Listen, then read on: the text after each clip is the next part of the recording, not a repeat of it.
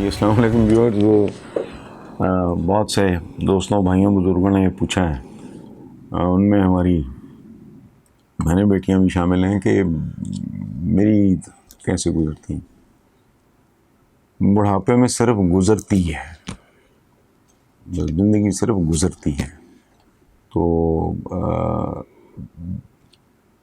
بچپن تک ایک ایکسائٹمنٹ ہوتی تھی،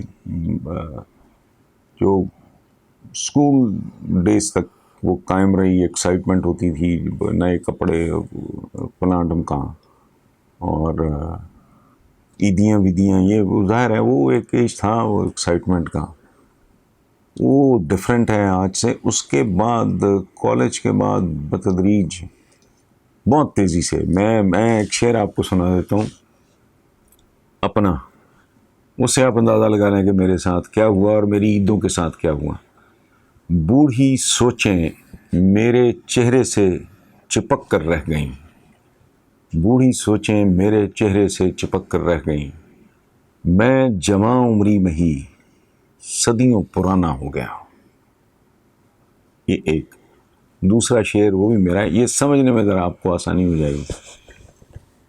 میں وہ بچہ جو جزیرے میں اکیلا رہ گیا، میں وہ بچہ جو جزیرے میں اکیلا رہ گیا. خود ہی اپنا باپ خود ہی اپنی ماں بننا پڑا.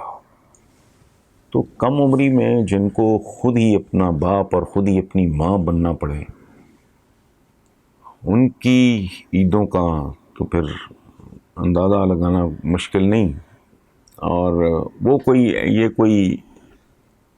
کوئی المیہ نہیں، کوئی میں ٹریجڈی کی بات نہیں کر رہا. میں آئی واز 21 جب ایک بات میرے آپ جو بھی کبھی میرے گھر تشریف جو لائے ہیں گھر میں تشریف، ان کو پتہ ہے میرے باپ داداؤں کی تصویریں وغیرہ. میں اپنے والد سے بہت محبت کرتا تھا، کرتا ہوں، اور کم بیٹوں میں سے ہوں جو اتنا ریگولرلی قبرستان وزٹ کرتے ہیں جہاں میرے والد آسودہ خاک ہیں. لیکن ایک دو بڑے ہی اصولی قسم کے اختلاف 21 سال کے جو میں نے سب کچھ چھوڑ چھاڑ کے ساری کمفرٹ بہت آسودہ آرام دہ زندگی چھوڑ کے نا، جب میں نے اس کام میں آیا تو اس کے بعد تو کئی سال تو ہوش ہی نہیں آئی. اتنی اسٹرگل، وہ کیا عیدیں تھیں. پھر وہ آہستہ آہستہ نا پریکٹس ہی نہیں رہتی بندے کو، آؤٹ آف پریکٹس ہو جاتا ہے.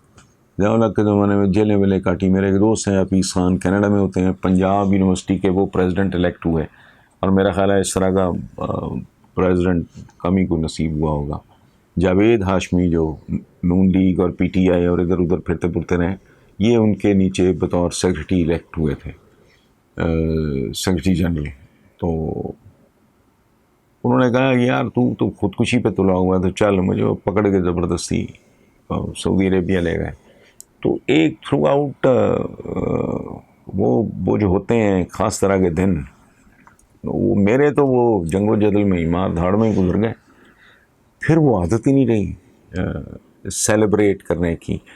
اور آخری بات میں آپ کو عرض کر دوں، یہ ایک ہم کہتے ہیں رمضان المبارک ہے، یہ عید ہے، یہ عید الاضحیٰ ہے، ان میں بڑا سوچ بچار کا سامان ہوتا ہے. تو میں رمضان المبارک میرا سارا مہینہ اسی چکر میں گزر جاتا ہے کہ پروردگار یہ لوگوں کی زندگیاں کتنی مشکل کرتی ہیں. اس مہینے کو مبارک کہتی ہیں، ہماری زبانیں تھکتی نہیں، لیکن غلط بھاؤ بتاتے ہوئے، ذخیرہ اندوزی کرتے ہوئے ہم لوگ بھی تھکتے نہیں. تو اس طرح کا نا یہ چیلنج ہوتا ہے. مطلب یہ جو جیسے ہم قربانی کی عید کہتے ہیں، تو قربانی پھر بندہ اس طرح. بیسیکلی میری پریکٹس جو ہے، میرا عید کا اگر کوئی تھا زندگی میں، میرا خیال ہے وہ میٹرک کے لگ بھگ انٹر کے بعد میں ہاسٹل میں آ گیا. تو اس کے بعد میرا کو بس ایسا ہی ہے. اور عیدیاں دینے کے موسم کب کے ختم ہو، لینے کے موسم کب کے ختم ہو گئے، اب دینے کے ہیں. اب پتہ نہیں، مجھے نہیں پتہ میری عید کیسی ہوتی ہے. میں لوگوں کو عید مناتے ہوئے، بچوں کو اور لوگوں کو، دوسروں کے بچوں کو، اپنے بچوں کو، ان کو دیکھ کے ایک عجیب طرح کی خوشی ہوتی ہے. بندہ مس بھی کرتا ہے پھر اپنا بچپن. بس ایسے ہی ہے. It is just another day. کوئی خاص اہتمام والی کوئی دوست احباب آ گئے کوئی قریبی، بس اس کے علاوہ کچھ نہیں.